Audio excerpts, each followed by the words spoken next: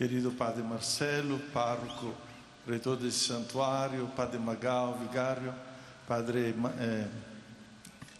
Cássio, assistente espiritual da Comunidade Católica Shalom.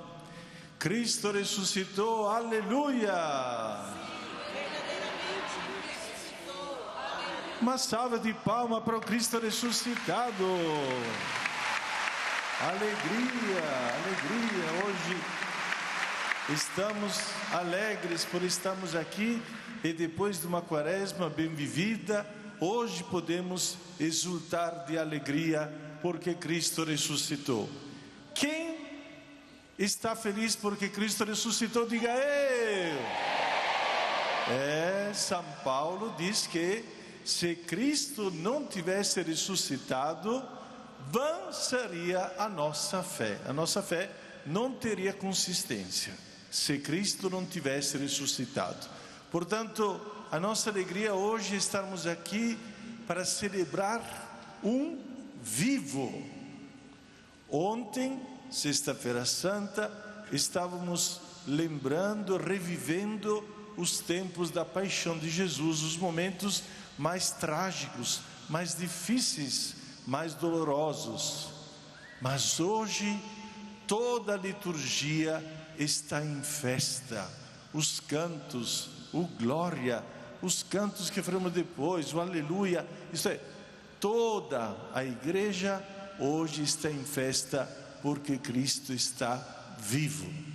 Por isso a liturgia hoje nos faz reviver todo o percurso que aconteceu desde o Antigo Testamento até o Novo Testamento. 3 leituras do Antigo, 2 leituras do Novo Testamento. Todo o percurso, todo o itinerário que levou o povo de Israel à terra prometida e a terra mais prometida com a vinda de Jesus. Vamos um pouquinho rever o Evangelho que acabamos de escutar de São Lucas, porque cada evangelista viu a ressurreição de um ponto de vista diferente. Por exemplo, São Mateus fala da ressurreição como se tivesse um terremoto, um tremor de terra. Isto é, os evangelistas não tinham instrumentos na mão para dizer concretamente como aconteceu. Portanto, tiveram que voltar ao Antigo Testamento. A presença de Deus no Antigo Testamento era marcada lá no Sinai com terremotos, e toda a criação colaborava e realmente manifestava a presença de Deus. Mas no Novo Testamento é diferente. Então ninguém dos evangelistas podia imaginar, a não ser aqueles que tinham vivido de primeira mão, claro, os apóstolos. Mas Lucas coloca esta diferença dos outros. Antes de tudo, diz que as mulheres foram ao sepulcro de manhã cedo, de madrugada, e encontraram uma pedra removida.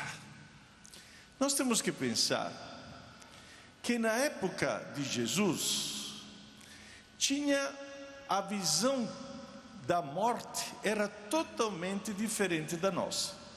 Porque nós temos, graças a Deus, os evangelhos e a vida nova em Cristo que nos fazem viver a morte de uma maneira diferente. Mas no antigo, na realidade da Palestina da época de Jesus, tinha 2 mundos: o mundo da vida, que é o nosso, mundo da vida terrena, e o mundo dos mortos, o reino dos mortos. E os 2 mundos eram separados, isto é, um mundo não podia entrar no outro mundo, porque só com a morte que se entrava na morada justamente dos falecidos, na morada dos mortos. Portanto, aquela pedra era uma incógnita. Até hoje, nós podemos nos perguntar, se a grande pergunta é esta: eu estou acreditando num Cristo que está morto ou num Cristo que está vivo? Esta é a grande pergunta. Por quê? Porque antigamente eles pensavam, como as mulheres foram no sepulcro, pensavam em encontrar um Cristo morto. Isto é, não tinham feito ainda a experiência, a nova experiência que Cristo tinha trazido com a sua ressurreição. Portanto, vocês podem imaginar, não existe outro mundo. Ou é vivo ou é morto. Um dos dois. Para vocês, Cristo está vivo ou Cristo está morto? Precisa ver na sua vida depois, Precisa ver na vida de cada um como é que está Cristo. Se é alguém que nós respeitamos, mas está sempre lá, guardadinho no sacrário, ninguém mexe com ele. Agora precisa ver como Cristo está vivo na sua vida. E aí que vem a experiência que as mulheres fizeram. Isto é, quando encontraram a pedra removida, eles ficaram assustados. Porque todos os que tinham morrido não voltaram para a vida, a não ser Lázaro, que foi ressuscitado, mas que voltou a viver na espera de morrer. Ninguém antes de Jesus morreu e ressuscitou para sempre. Ninguém. Então, entre o mundo dos mortos e o mundo dos vivos, existia uma pedra, uma rocha. Só fazer um pequeno exemplo. Não sei se vocês lembram daquele evangelho do homem rico e de Lázaro, o pobre. Lembra desse evangelho? O pobre morreu, o rico morreu, o pobre foi na morada eterna e o rico foi para a eternidade infeliz. E o que o rico pediu ao padre Abraão? Pai, manda por favor alguém avisar os meus irmãos que mudem de vida. Que o pai Abraão respondeu? Meu filho, daqui ninguém pode ir do outro lado. Dois mundos separados, vivos e mortos. Qual que é a revolução que Jesus trouxe? Jesus trouxe um novo mundo, um terceiro mundo, não só dos mortos e dos vivos, mas o mundo de Deus, o mundo do paraíso. Quando Jesus morreu, nós rezamos no creio, desceu à mansão dos mortos, ressuscitou, terceiro dia. Mas desceu à mansão dos mortos, isto é, Jesus chegou a entrar no mundo dos mortos. Mas o que ele fez? Carregou todos os mortos que tinham morrido antes dele. Levou todo mundo a uma vida nova. Este é o novo mundo, é o mundo de Deus. Quando Jesus foi interrogado por Pilatos, ele respondeu: o meu reino não é deste mundo. O meu reino não é este desta terra. O meu reino é diferente, é o outro mundo. Que mundo é? É o reino dos céus. É o paraíso que ele abriu justamente com a sua morte, quando falou com o bom ladrão: ainda hoje estarás comigo no paraíso. Ainda hoje quer dizer, Cristo morreu para poder iniciar uma vida nova que não existia. A vida em Deus, a vida de Deus. E qual que é a vida de Deus? É a vida que eternamente estará na felicidade eterna, que é o paraíso. Esta é a vida que Jesus com a sua ressurreição.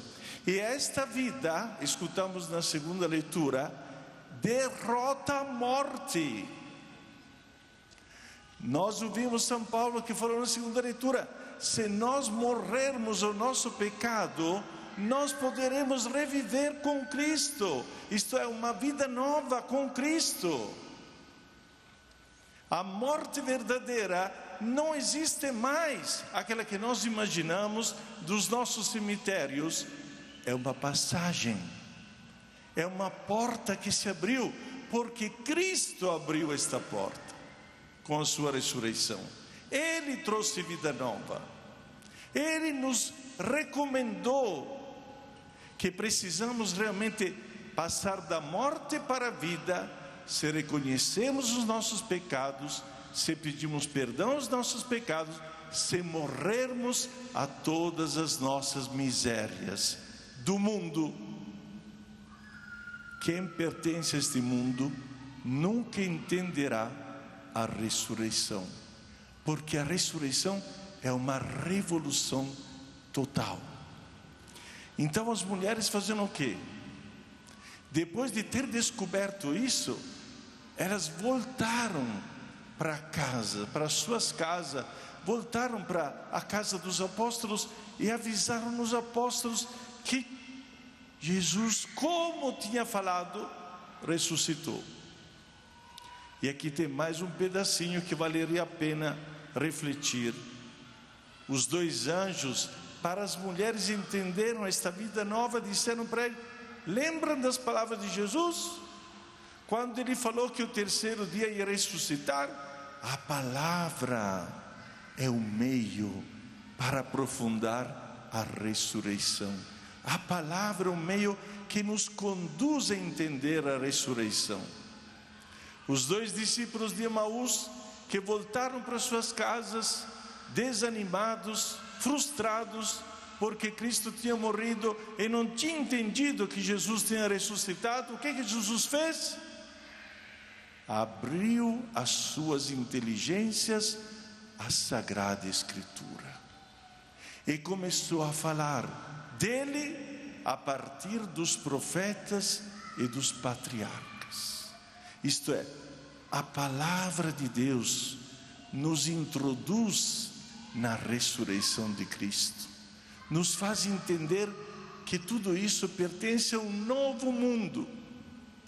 Só quem consegue fazer esta passagem do mundo para uma vida que não terá fim, irá entender que Cristo não é um morto, que Cristo está vivo. Ele está vivo no nosso meio. Ele continua vivendo conosco. Eu estarei convosco todos os dias até o fim do mundo. Eu estarei convosco todos os dias. Portanto, hoje deve ser um dia diferente. A nossa missa abre um novo caminho. Para quem estava desesperado, para quem pensava que com a morte terminaria tudo, tem que mudar de vida. Se alguém vive neste mundo, deve mudar de vida, porque este mundo não te leva ao reino de Deus, ao reino dos céus. É só a vida em Cristo que nos leva até a vida verdadeira, que a vida de Deus é o reino de Deus. Portanto, porque Ele vive, eu posso crer no amanhã.